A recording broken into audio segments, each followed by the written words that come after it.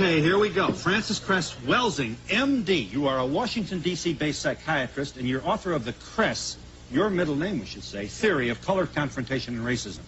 You call racism white supremacy. To be sure, a provocative and controversial theory on skin color and oppression. Well, I'm ready. So is this mostly but not exclusively white audience. Let them have it, Doctor. How... Boy, oh boy, you need an escort to get out of your speeches? No, now, let me just give you a little background. This paper was written approximately in 1969 and presented in 1970. It was written for a group of black psychiatrists who were looking at racism. Yeah. It was also written because as a psychiatrist and working in a hospital trying to treat black people and white people, but recognizing that the majority of the problems that black patients had in a psychiatric hospital, when you took a history, you would run smack into racism. So I knew I had to understand racism to help solve the mental health problems of black people. Okay. So out of my brain computer, putting in the question, why do we see this behavior? Why have we seen it for hundreds of years?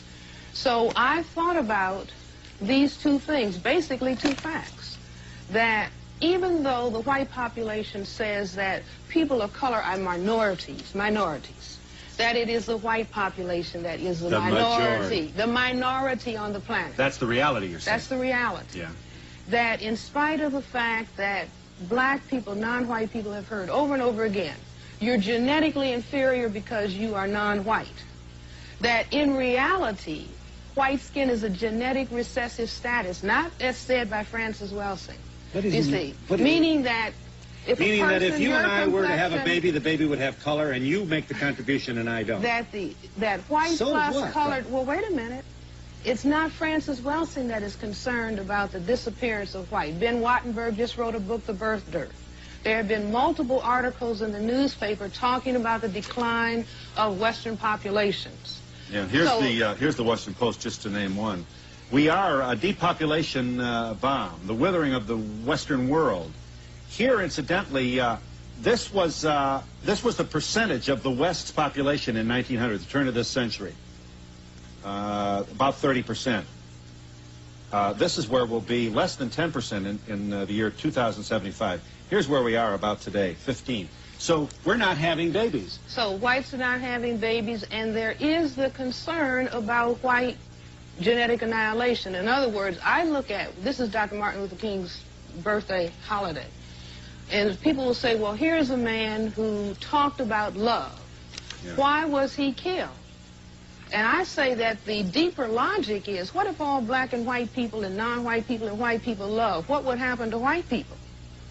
White would disappear. You see, just mix all of the people on the planet up together. In other words, if race didn't matter, or if color didn't matter, it follows with the jet planes. No, I'm not saying if it didn't matter. I'm saying that indeed if there was a mingling of all of the people, because the ability, okay, fine. Absence of prejudice.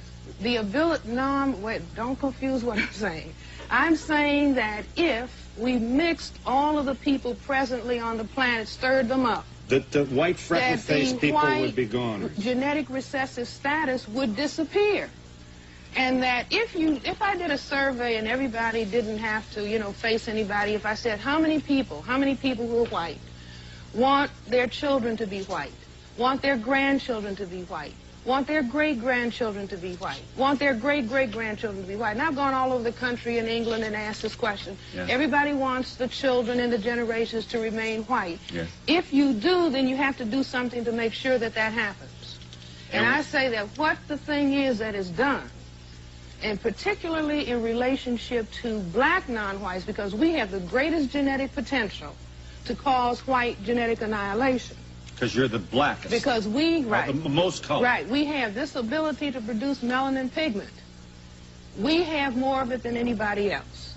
And so the most pressure is on black people. As a matter of fact, the black people learn, all non-white people over the world learn. If you're black, stay back. If you're yellow, you're brown, stick around. If you're yellow, mellow, white, right. I can go to England and the people can just say the same thing. Doesn't matter whether, if you go to the Philippines, because there has been a confrontation of brown with white. Everybody knows the more pigment you have, the more pressure that is on you. Yeah. But they didn't understand why. I said the why is for the purpose of white genetic survival.